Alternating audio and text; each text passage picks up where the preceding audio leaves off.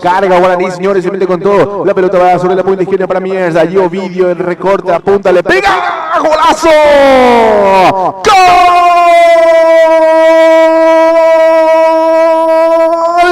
De Guaraní, Guaraní, Guaraní. ¡Gol!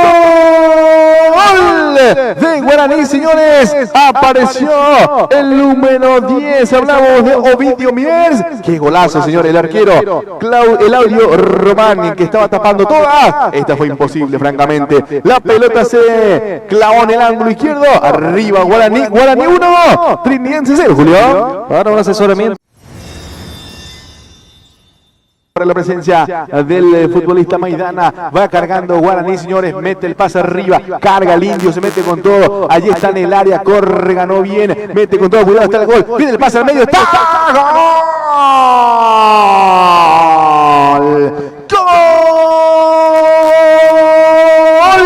de Guaraní, señores. Vamos a verificar el autor del gol ya en un ratito, confirmamos, lo cierto y lo concreto, Guaraní 2, Sportivo Trinidense 0, Roque.